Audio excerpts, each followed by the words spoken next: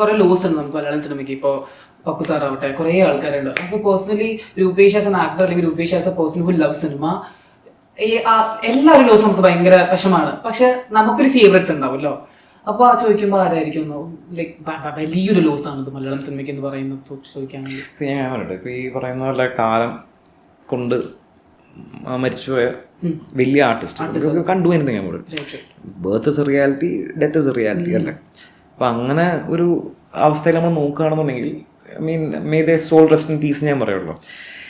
എന്നെ പേഴ്സണലി ഏറ്റവും കൂടുതൽ എഫക്റ്റ് ചെയ്തത്, എന്നെ ഷാറ്റർ ചെയ്തത് ശ്രീനേട്ടൻ്റെ ഇതാണ്. ശ്രീനിവാസൻ എന്ന് പറയുന്ന ആളുടെ ഒരു I won't call it loss because he still in recovery stage. അപ്പോൾ മൂപ്പര് എൻ്റെ വലിയൊരു പ്രാർത്ഥനയാണ്. മൂപ്പര് എന്താ പറയാ ഭയങ്കരമായിട്ട് ഹെൽത്ത് ഇംപ്രൂവ് ചെയ്തിട്ട്. Interesting part is like first സിനിമയിലും അതുപോലെ തന്നെ സെക്കൻഡ് സിനിമയിൽ വന്നു ആള്. How was approach? ഞാൻ പറയട്ടെ, എൻ്റെ ഏറ്റവും ഇഫ് യു ആസ്ക് മീ എൻ്റെ ഫേവറേറ്റ് റൈറ്റേഴ്സ് ആരാന്ന് ചോദിച്ചാൽ നമ്പർ 1 ഇസ് ലോഹിദാസ്, രണ്ടാമത് ശ്രീനിവാസൻ, മൂന്നാമത് പത്മരാജൻ. ഞാൻ ഇങ്ങനെയാണ് എൻ്റെ എനിക്ക് 3 ലിസ്റ്റുള്ളൂ. 3 ഫേവറേറ്റ് റൈറ്റേഴ്സ് ഇതാണ്. ഈ വേറെ ഇഷ്ടംപോലെ റൈറ്റേഴ്സ് ഉണ്ട്. ഫസ്റ്റ് മലയാളത്തിലെ ഏറ്റവും ബ്രില്യൻ്റ് റൈറ്റേഴ്സ് എൻ്റെ ഫേവറേറ്റ് ലിസ്റ്റ് എന്ന് വെച്ചാൽ ആദ്യം ലോഹി സാറ്, പിന്നെ ശ്രീനേട്ടൻ, പിന്നെ പത്മനാഭൻ സാർ. ഇങ്ങനെയാണ് ഞാൻ പറയാം. അപ്പോൾ ശ്രീനേട്ടൻ എന്ന് പറയുന്ന ആളുടെ അടുത്ത് ഞാൻ ആദ്യം സ്ക്രിപ്റ്റ് കൊണ്ട് കൊടുത്തിട്ട് അഭിനയിക്കാൻ വേണ്ടി മുമ്പ് വായിച്ചിട്ട് ഒരു കഥ കേട്ടു. പിന്നെ കടകടാന്ന് ചേർത്തോണ്ടിരിക്കും. മൂപ്പര് സ്ക്രിപ്റ്റ് മൊത്തം വായിച്ചിട്ടുണ്ട്. ചോദിച്ചു, കുറച്ച് ഡൗട്ട് ചോദിച്ചു. അതിങ്ങനെ ഒന്നിങ്ങനെ ശരിയാവും, ഇങ്ങനെ ഒന്നിങ്ങനെ ശരിയാവും, സോൻസോ എന്ന് പറഞ്ഞു. അപ്പം ഞാൻ പറഞ്ഞു ഇങ്ങനെയാണ് സോൻസോ എന്ന് പറഞ്ഞു. അപ്പം മൂപ്പര് ചോദിച്ചു എന്തിനാ ഈ സീൻ എന്തിനാണെന്ന് ചോദിച്ചു. കാരണം ആ സീൻ ഞാൻ പറഞ്ഞു ആ സീൻ എന്തിനാന്ന് വെച്ചാൽ ഈ പോലീസ് ഇൻസ്പെക്ടർ ബ്രില്യൻസ് കാണിക്കാനുള്ള സീനാണ്.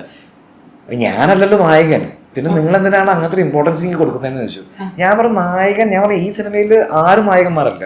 C if you look at one thing, തീവ്രത്തിൽ ആരാ നായകൻ എന്ന് വെച്ച് കഴിഞ്ഞാൽ ആക്ച്വലി പറയണ ക്യാരക്ടർ ഡ്രിവൺ മൂവിയാണ്. സത്യം, ശരിക്കും മനസ്സിലായോ? പക്ഷെ നമ്മളിപ്പോ നാട്ടുകാരോട് കാണുമ്പോൾ ദുൽഖർ സൽമാൻ നായകൻ എന്ന് പറയുള്ളൂ.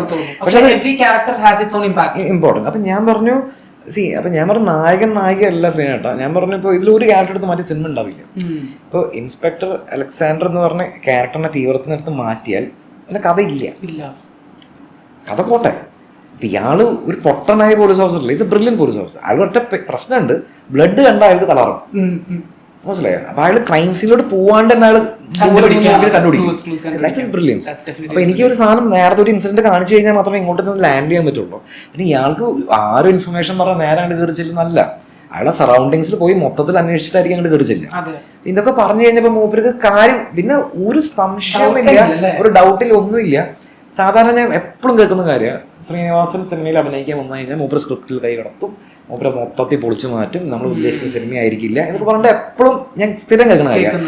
എൻ്റെ ജീവിതത്തിൽ ഇതുവരെ ഈ കഴിഞ്ഞ 2 സിനിമയിലും ശ്രീനേട്ടൻ അത് വേണ്ട ഇത് വേണം എന്ന് പറഞ്ഞിട്ടില്ല. Zero indifference. അത് കഴിഞ്ഞിട്ട് യൂട്യൂബ് പ്രൊഡ്യൂസർ ആ ചാനൽ സ്ക്രിപ്റ്റ് വായിച്ചപ്പോൾ എന്നോട് ഒരു one scene extremely harsh and writing. അത് എന്താ പറയുക, ഒരു സ്ത്രീ നെഗറ്റീവായിട്ടുള്ള ക്യാരക്ടറിലുണ്ട്. അതിൻ്റെ ഒരു ക്ലൈമാക്സിലോട്ട് ഭയങ്കര ഹാഷായിട്ടാണ് ഞാൻ എഴുതി വെച്ചിരുന്നത്. അപ്പം എന്നോട് പറഞ്ഞോ ഇതൊന്ന് ടോൺ ഡൗൺ ചെയ്യുന്നു പറഞ്ഞു. ടോൺ ഡൗൺ ചെയ്യുന്നു. അപ്പം ഞാൻ പറയാം എന്തിനൊന്നും ചോദിച്ചു. അപ്പോൾ ഞാൻ പറഞ്ഞു അത് വില്ലൻ ക്യാരക്ടർ അല്ലേ? അല്ല, നിന്റെ എക്സ്പ്ലനേഷനൊക്കെ എനിക്കറിയാം. ഇങ്ങനെ ശ്രീനേട്ടൻ ഇങ്ങനെ പറഞ്ഞു, നിന്റെ എക്സ്പ്ലനേഷനൊക്കെ എനിക്കറിയാം, നീ പറഞ്ഞ കറക്റ്റ് കാര്യം, വില്ലൻ ക്യാരക്ടറാണ്. അതെൻ്റെ ഒരു ആ പെൺകുട്ടിയുടെ ക്യാരക്ടറിൻ്റെ ഡൗൺഫോൾ അങ്ങനെ ആവുന്നതിൽ തെറ്റില്ല. പക്ഷേ your writing is very hash. അത് ചെയ്യരുത്. ബിക്കോസ് നീ അത് ഭയങ്കരമായിട്ട് ഹാർഷായിട്ട് നീ അടിച്ചു കഴിഞ്ഞാൽ നിനക്ക് ചിലപ്പോൾ ഒരു ക്രിയേറ്റീവ് സാറ്റിസ്ഫാക്ഷൻ ആ സമയത്ത് കിട്ടിയെന്ന് വരും. പക്ഷേ that my trigger lot of people. അത് അങ്ങനെ ചെയ്യരുത്. സോ ടോൺ ഡൗൺ എന്ന് പറഞ്ഞു. It's A valid point. മനസ്സിലായി? അപ്പം ഞാൻ പിന്നീട് ആലോചിച്ച് നോക്കിയപ്പോൾ പറഞ്ഞത് ശരിയാണെങ്കിൽ അന്നും തോന്നി, ഇപ്പോഴും തോന്നുന്നുണ്ട്. So I tone down. ഞാൻ ആക്ച്വലി സ്പീക്കിംഗ് ആ സീനെ ഞാൻ വെട്ടി, ഞാൻ വേറെ പുതിയ സീൻ എഴുതി. ആ സീൻ മൊത്തത്തിൽ വെട്ടി കളഞ്ഞിട്ട് I created a new scene. പക്ഷേ I tone down big time. അപ്പോൾ ആ ഒരു സാധനം അങ്ങനെ ചെയ്തു. അപ്പോൾ ശ്രീനേട്ടൻ ഓക്കെ അങ്ങനെയല്ല. മൂപ്പര് അത് പറഞ്ഞത് ഞാൻ പറയാൻ പറ്റില്ല എന്ന് പറഞ്ഞു കഴിഞ്ഞാൽ ഒരു പറയില്ല, എൻ്റെ ഒന്നും പറയില്ല. അത്രേ ഉള്ളൂ. അപ്പം ഞാൻ ബ്രൂട്ടസ് ഷൂട്ട് നടക്കുന്ന സമയത്താണ് ഏതൊരു ഫിലിം മേക്കർ ശ്രീനേട്ടനെ കാണാൻ വേണ്ടി വന്നിട്ട് എന്താ പറയുക, മൂപ്പര് ഭയങ്കര അപ്സെറ്റ് ആയിട്ട് പോകുന്ന സമയത്ത് മൂപ്പര് എന്നോട് ചോദിക്കുക നീ ഇങ്ങനെ ഹാൻഡിൽ ചെയ്യുന്നു ചോദിച്ചു. അപ്പം ഞാൻ പറഞ്ഞു എൻ്റെ പൊന്നു ചേട്ടാ മൂപ്പര് ഹാൻഡിൽ ചെയ്യാൻ ഭയങ്കര എളുപ്പമാണ്. You be honest, that's it. You be honest with them. ഇതാണ് എൻ്റെ സിനിമ, ഞാൻ ഇങ്ങനെ ചെയ്യുള്ളൂ എന്ന് പറഞ്ഞു കഴിഞ്ഞാൽ അങ്ങനെ വേണമെങ്കിൽ സാധിച്ചില്ല. അപ്പോൾ യെസ് പ്രശ്നമുള്ളൂ. എനിക്ക് ക്ലാരിറ്റി ഉണ്ട്, എനിക്ക് എൻ്റെ ജഡ്ജ്മെന്റ് തെറ്റില്ല എന്ന് എനിക്കറിയാം. അപ്പോൾ ശ്രീനേട്ടൻ വിശ്വാസമുണ്ട്. So that's why we went through. അപ്പൊ അതാ ശ്രീനേട്ടൻ എനിക്ക് തന്ന ഏറ്റവും വലിയ ലെസൺ എന്ന് അറിയാം, നമുക്ക് നമ്മുടെ സ്വന്തം സിനിമ കണ്ടിരിക്കാൻ പറ്റില്ല എന്നുണ്ടെങ്കിൽ നാട്ടുകാരിങ്ങനെ കണ്ടിരിക്കും. വലിയൊരു സത്യം അത് അത്. വലിയ fact ആണ്. അപ്പൊ അതാണ് എന്റെ സിനിമയിലത്തെ കിട്ടിയ ഏറ്റവും വലിയ അഡ്വൈസ്. അത് തീവ്രത്തിന് ശേഷം Is that the biggest advice that you got? Biggest advice അല്ലേ? സിനിമയില്. കാരണം വെച്ചാൽ സത്യമാണ്. ഞാൻ അതാണ് ഇപ്പോഴും ഫോളോ ചെയ്തുകൊണ്ടിരിക്കുന്നത്. കാരണം ഞാൻ പറഞ്ഞില്ലേ, തീവ്രത്തിന്റെ second Hafil because of my writing was bad, അത് എനിക്ക് അവസാനം മനസ്സിലായുള്ളൂ. ഐ കാൻ ഡു എനിത്തിങ്, അത് കയ്യിൽ പോയി. അപ്പോൾ ശ്രീനേട്ടൻ അതിന് ശേഷം ഇത് പറഞ്ഞേ, ഈ എന്താ പറയുക, നമുക്ക് പോലും കണ്ടിരിക്കാൻ പറ്റില്ല എന്നുണ്ടെങ്കിൽ നാട്ടിൽ ഇങ്ങനെ കണ്ടിരിക്കും, വലിയ കാര്യം. അപ്പോൾ അത് ഞാൻ ഫോളോ ചെയ്തിട്ടാണ് യൂട്യൂബ് പ്രൊഡ്യൂസ് ചെയ്തത്.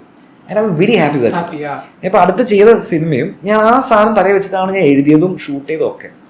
അപ്പോൾ എനിക്കറിയാം, ഇഫ് സീൻ ഷൂട്ട് ചെയ്ത് കഴിഞ്ഞിട്ട് എഡിറ്റ് ചെയ്ത് കഴിയുമ്പോൾ ഇപ്പം scene is bad, I say take it off എന്ന് പറയും. കാരണം വെച്ചാൽ if it is not working, take it off. കാരണം നമുക്ക് സഹിച്ചിരിക്കാൻ വേണ്ടി നാട്ടിൽ ഇങ്ങനെ സഹിക്കുന്ന തിയറി എൻ്റെ തല്ല എപ്പോഴും ഉണ്ട്. അപ്പം അത് പക്ഷേ എനിക്ക് ശ്രീനേട്ടൻ I pray for my every day. മൂപ്പര് തിരിച്ച് ഫുൾ സ്വിങ്ങിൽ വരണം എന്നാണ് എൻ്റെ ഏറ്റവും ആഗ്രഹം. കാരണം ഈസ് റിക്കവറിങ്. പണ്ട് ഈ പറഞ്ഞ പോലെ തന്നെ ശ്രീനേട്ടൻ എന്താ പറയാ, ആ അവസ്ഥ വെച്ച് നോക്കുമ്പോൾ ഇപ്പോൾ he's improved a lot. But I guess he's lucky because your prayer ഉണ്ടല്ലോ, എത്രയോ ആൾക്കാരുടെ prayer ഉണ്ട്. ഉണ്ട്, എല്ലാവരും ഉണ്ട്. സത്യനന്ദിക്കാട് സാർ ഇപ്പോഴും നമ്മുടെ ഇടയ്ക്കിടെ പോയി കാണാറുണ്ട് അങ്ങനെയായിട്ട്. ഞാൻ സ്റ്റേണ്ട് ഇങ്ങനത്തെ കേസ് ഞാൻ ഇത് പോയി കണ്ടിട്ടില്ല കേട്ടോ, ഇതുവരെ കണ്ടില്ല. ഈ അവസ്ഥയിൽ ഞാൻ പോയി കണ്ടിട്ടില്ല. അതെന്താ? അത് എനിക്ക് പറ്റില്ല, ഞാൻ ഐ ബ്രേക്ക് ഡൗൺ. അയ്യോ It's fine. ഞാൻ എപ്പോഴും ധ്യാനോട് പറയാറുണ്ട്, പറ്റില്ല എന്ന് പറയും, എനിക്ക് പറ്റില്ല എന്ന് പറയും. കാരണം ഐ മീൻ വേറെ ഒന്നുമല്ല, എനിക്ക് സത്യമുള്ള ഭയങ്കര കണക്ഷൻ അല്ലേ. എനിക്ക് തോന്നുന്നു ഏതൊരു സിനിമ ചെയ്യാൻ വരുമ്പോഴും ലൈക്ക് നമ്മൾ സ്ക്രിപ്റ്റിംഗിലാവട്ടെ ഡയറക്ഷനിലാവട്ടെ അപ്പൊ തന്നെ ആള് ഈ ഒരു അഡ്വൈസ് നമ്മുടെ മൈൻഡിൽ വരില്ലേ. Very nice man. എനിക്ക് ഭയങ്കരമായിട്ട് എന്താ പറയുക, അങ്ങനെ കാര്യം പറയുമ്പോൾ വല്ലാത്തൊരു വിഷമം. He's recovering, so I am very happy about. ഞാനെപ്പോഴും വിനീതിനോട് ചോദിക്കാറുണ്ട്, ധ്യാനോട് ചോദിക്കാറുണ്ട്, how see and stuff like that. So he's fine, he's recovering. He's another.